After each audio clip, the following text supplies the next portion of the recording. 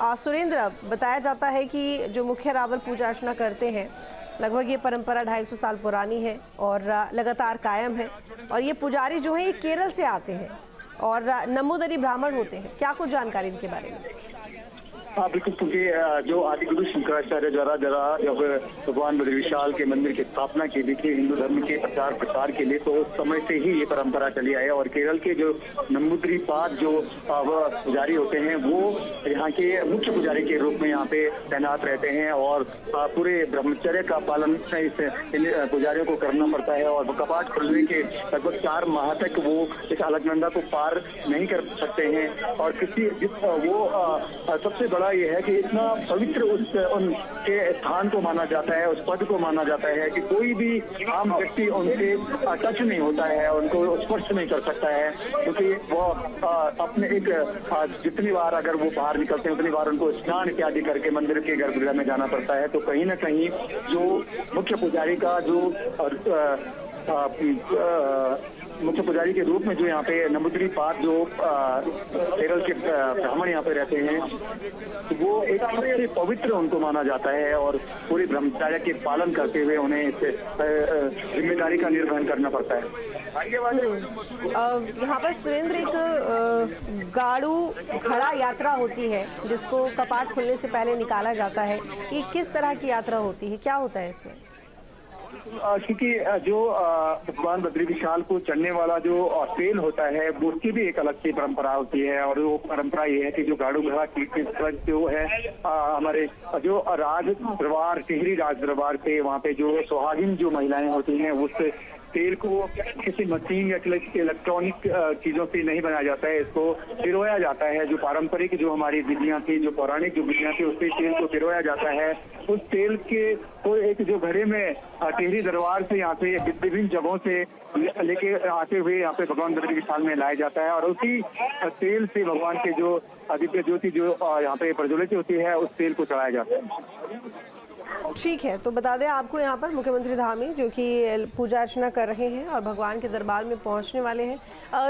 ये भी जानना चाहूँगी सुरेंद्र, जो यहाँ पर मुख्य मंदिर है यानी कि गर्भगृह है, उससे पहले हमने देखा कि मुख्यमंत्री धामी ने माँ लक्ष्मी के दर्शन किए हैं, तो बाहर और कौन से देवी देवताओं के वहाँ पर मंदिर हैं? बिल्कुल, क्योंकि भगवान नारायण के साथ यहाँ लक्ष्मी जी, कुबेर जी, आदि केदारेश्वर मंदिर है, गणेश जी का मंदिर है। और सबसे बढ़िया जो तप्त कुंड है इसमें जहाँ माइनस टेम्परेचर में यहाँ पे पूरा जो मौसम बना हुआ रहता है, वहीं जो तप्त कुंड है वो विशेष आकर्षण का केंद्र होता है। आदि केदारेश्वर मंदिर यहाँ पे है जहाँ पे लोग भगवान कहते हैं कि पूर्व में यहाँ पे शिव धाम आए, तो आज भगवान नारायण का ये धाम है। लेकिन यहाँ पे आदि केदारेश्वर का मंदिर भी यहाँ पे है, गणेश मंदिर यहाँ पे है। और आसपास अगर बामनी गांव की बात करें या फिर माणा की अगर गांव बात करें तो जो लगभग 3 किलोमीटर पे यहाँ पे माणा गांव है, वहाँ पे भी यहाँ पे बहुत सारी सरस्वती जो नदी है जो वो गमने यहीं से हो जाती है। इसके बाद फिर प्रयागराज में इसका दर्शन हो पाते हैं। तो ये कहा जा सकता है कि कहीं न कहीं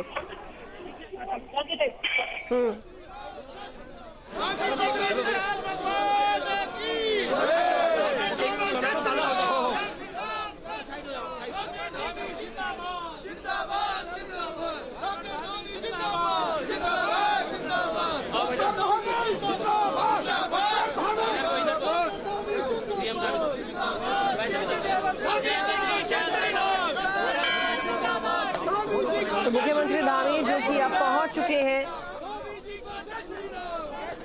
धाम बद्रीनाथ विशाल उनके दर पर, और जल्द ही वो गर्भगृह में प्रवेश करेंगे। लेकिन बीच बीच में तमाम श्रद्धालुजनों से बातचीत करते हुए, मुखातिब होते हुए, उनका अभिनंदन स्वीकार करते हुए, साथ ही यहाँ पर जिंदाबाद के नारे लगाए जा रहे हैं। एक तरफ जय बद्री विशाल, दूसरी तरफ जिंदाबाद के नारे मुख्यमंत्री धामी के। और लोगों में एक अलग खुशी है, उत्साह है जो देखते ही बन रहा है। हालांकि यहाँ पे तमाम श्रद्धालुजन अपने अपने नंबर के लिए खड़े हुए हैं कि जल्द ही उनका वो पल आएगा जिसमें वो भगवान बद्री के दर्शन कर सकेंगे। लेकिन इसी बीच में मुख्यमंत्री धामी पहुंचे हैं दर्शन करने के लिए, तो लोग इस बात से भी खुश नजर आ रहे हैं और उनको लग रहा है कि उनके देश, उनके प्रदेश के जो मुखिया हैं वो उनके बीच में मौजूद है और मुख्यमंत्री धामी, उत्तराखंड के मुख्यमंत्री जब आम लोगों की, जनता के बीच में जाते हैं तो लोगों के अंदर एक अलग ही सुकून होता है, खुशी होती है कि अपना मुखिया हमारे बीच बड़ी ही सहजता और सरलता इस स्वभाव के साथ में लोगों से मुलाकात वो करते हैं, जिसकी वजह से लोग उन्हें काफ़ी पसंद भी करते हैं और उन्हें खुशी भी होती है। तो मुख्यमंत्री धामी लगातार आगे बढ़ रहे हैं और जल्द ही वो गर्भगृह में पहुंचेंगे और दर्शन कर सकेंगे। तो सीढ़ियों की तरफ बढ़ते हुए बद्रीनाथ विशाल के दर्शनों के लिए सभी लोग यहाँ पर उत्साहित हैं, बेचैन हैं। मुख्यमंत्री धामी जो कि चारों धामों में दर्शनों के लिए पहुंचे हैं, पूजा पाठ उन्होंने की है। अब बद्रीनाथ धाम जो कोई अंतिम धाम है उत्तराखंड के चारों धामों में और इसके कपाट आज खुले हैं। ऐसे में मुख्यमंत्री धामी अब दर्शनों के लिए यहाँ बद्रीनाथ धाम पहुंच चुके हैं।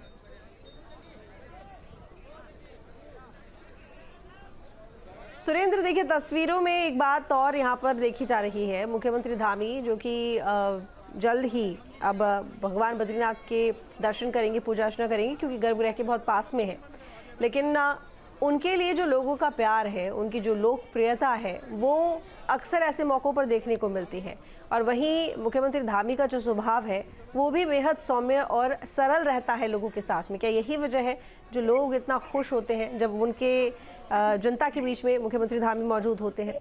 बिल्कुल, क्योंकि जिस तरह से पुष्कर सिंह धामी यहाँ पे पहुंचे और जहाँ लोग भगवान बद्री विशाल के दर्शनों के लिए लालायित थे, वहीं जिस तरह का एक उत्साह लोगों में पुष्कर सिंह धामी के दर्शनों के लिए, वो भी देखने के लिए यहाँ पे बहुत बड़े उत्साहित देखने को मिले। और उनका जो व्यवहार था आम श्रद्धालुओं के लिए, बहुत आत्मीयता के साथ वो श्रद्धालुओं से मिले और उनसे यात्रा के लिए उन्होंने जानकारी दी कि किस तरह की व्यवस्थाएं हैं। और उनका ये कहना था कि 6 माह तक जो देश विदेश से जो श्रद्धालु यहाँ पे पहुंचेगा, ये आईडी कहीं ना कहीं पूरे देश में एक बहुत अच्छा संदेश दिया जाएगा कि जो भी श्रद्धालु यहाँ पे पहुंचे उन्हें किसी भी तरह की कोई दिक्कत न हो। हालांकि लगभग 20 से 25 हजार श्रद्धालु भगवान बद्री विशाल में पहुंचाए, तो कहीं ना कहीं शुरू के जो पल होते हैं उनमें हर आदमी व्यक्ति ये कहना चाहता है वो भगवान बद्री विशाल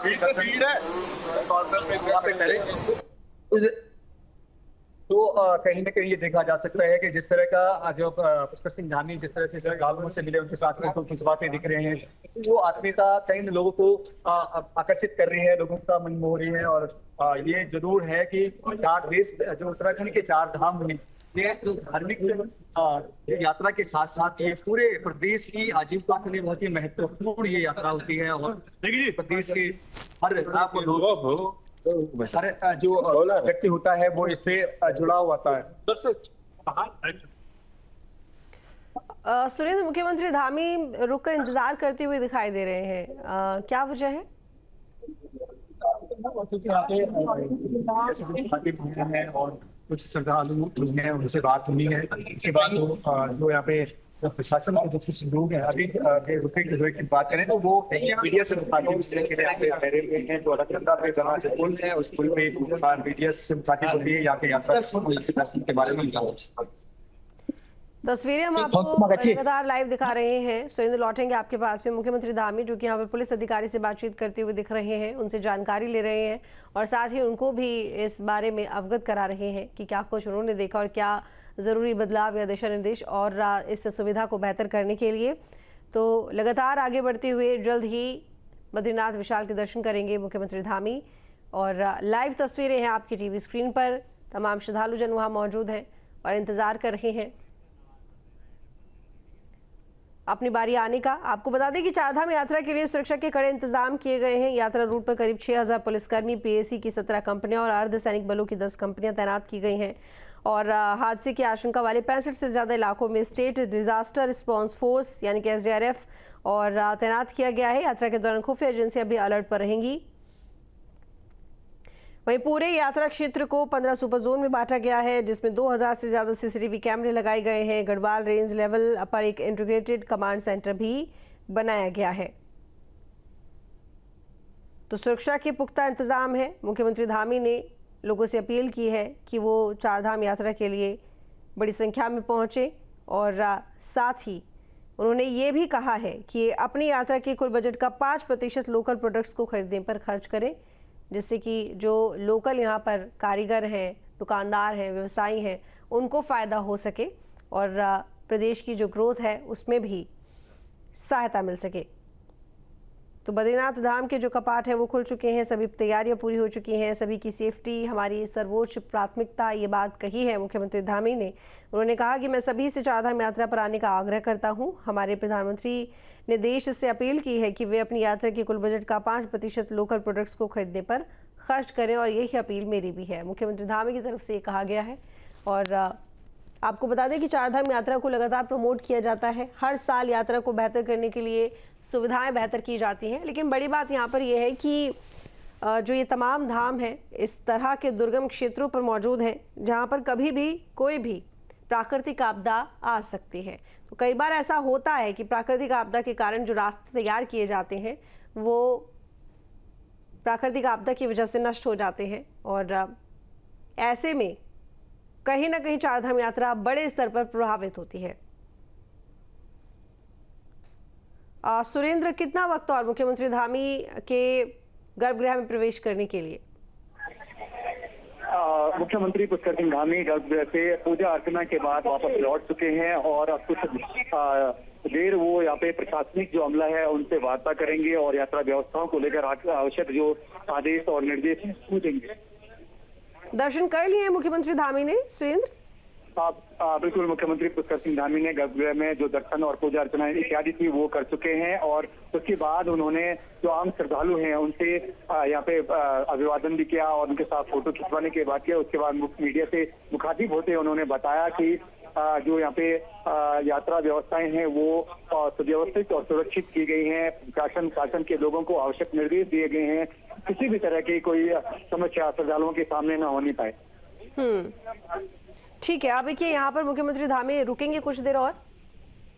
बिल्कुल, क्योंकि जैसा कि पहले भी जो प्रशासन की ओर से बताया गया है कि जो यहाँ पे एनएच और बीआरओ के साथ साथ जो अन्य जो मंदिर समिति के जो पदाधिकारी हैं और जिला प्रशासन के जो लोग हैं, यात्रा व्यवस्था से संबंधित जो चीजें हैं उस पर बात की जाएगी।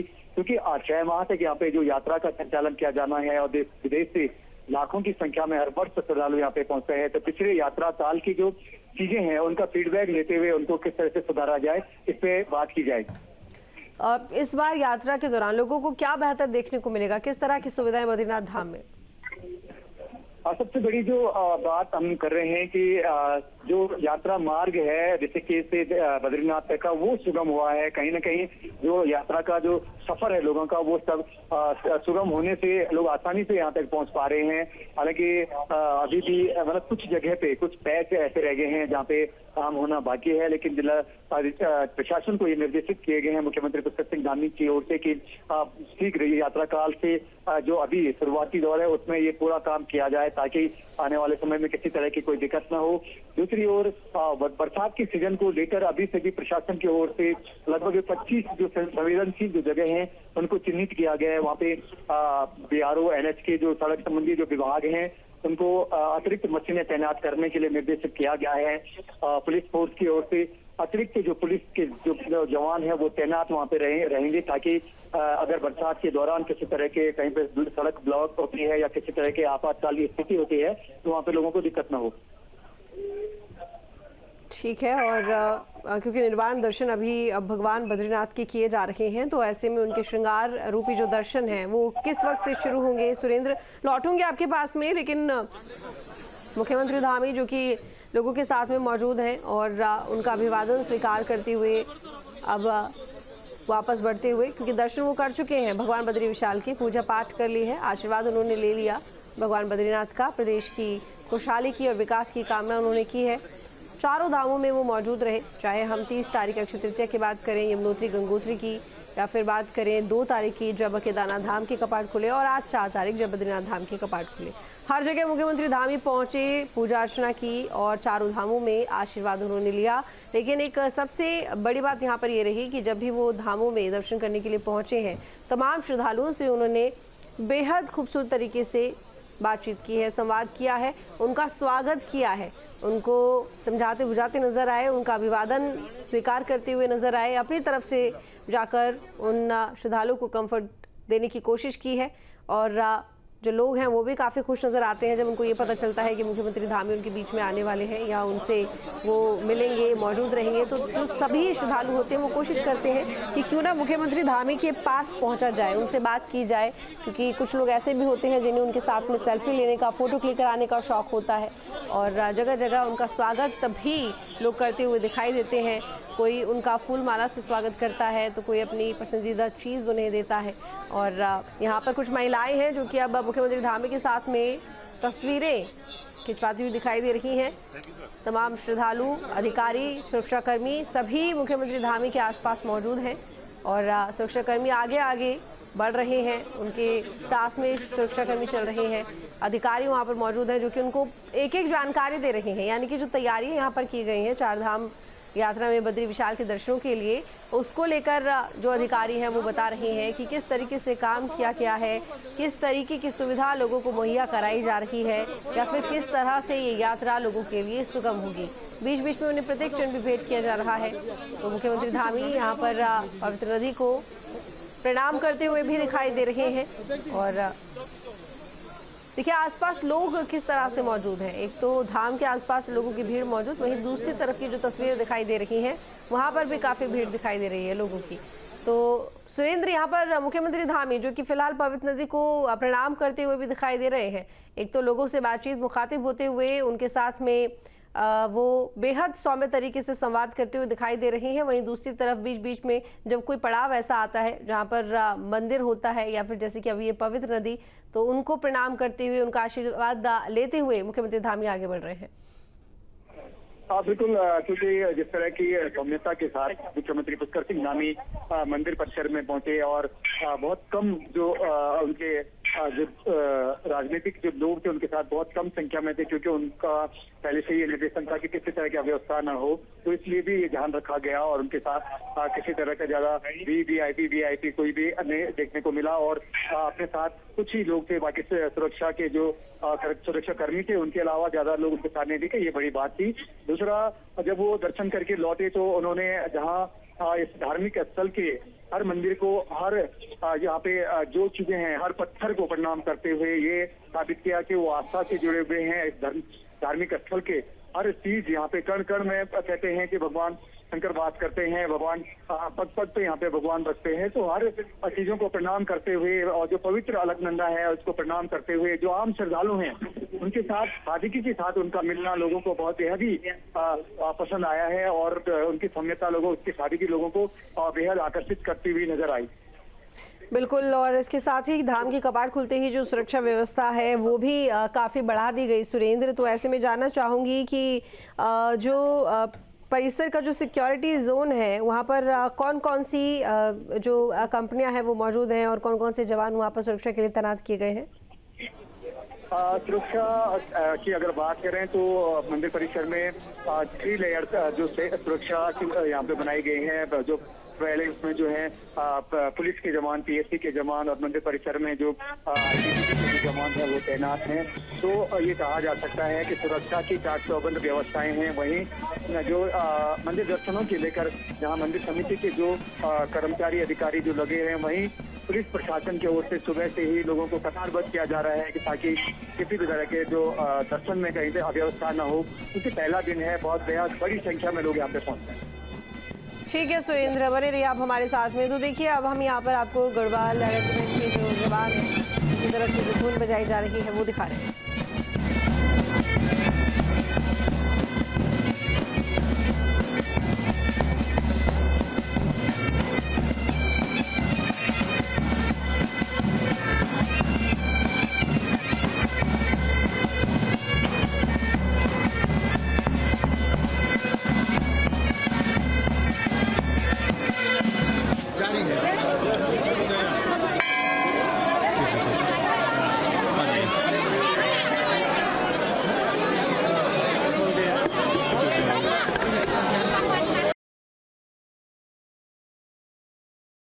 आपको कि धाम की कपाट खुलते ही सुरक्षा तो बढ़ा ही दी गई है, लेकिन इसके साथ ही जो लोग हैं वहाँ पर झूमते गाते भगवान बद्री का स्वागत करते, उनके आस्था में डूबते हुए दिखाई दे रहे हैं। वहीं पूरे मंदिर परिसर को सिक्योरिटी जोन में ले लिया गया है। गढ़वाल राइफल्स और एसडीआरएफ, पीएसी और एलआईयू के 500 जवान तैनात किए गए हैं। बद्रीनाथ धाम में -2 डिग्री के तापमान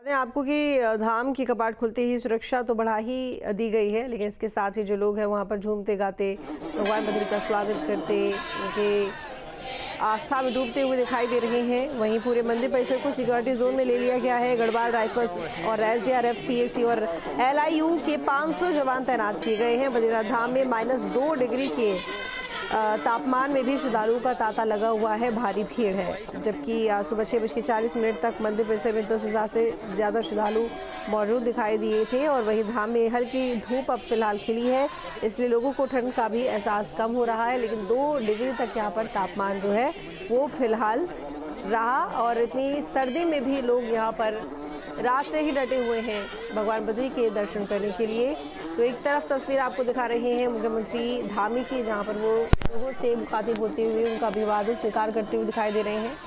दूसरी तस्वीर हम आपको दिखा रहे हैं उन महिलाओं की जो कि पारंपरिक लोक गीतों पर नाचती गाती दिखाई दे रही हैं, भगवान बद्री का स्वागत करती हुई दिखाई दे रही हैं, उनकी भक्ति में डूबी हुई दिखाई दे रही हैं। देखिए, परंपरा पुरानी है और हर साल इसी तरह से महिलाएं पारंपरिक परिधान में पारंपरिक गीत, लोकगीत को गाती हुई, नाचती गाती दिखाई देती हैं, जब वो भगवान बद्री का स्वागत करती हैं।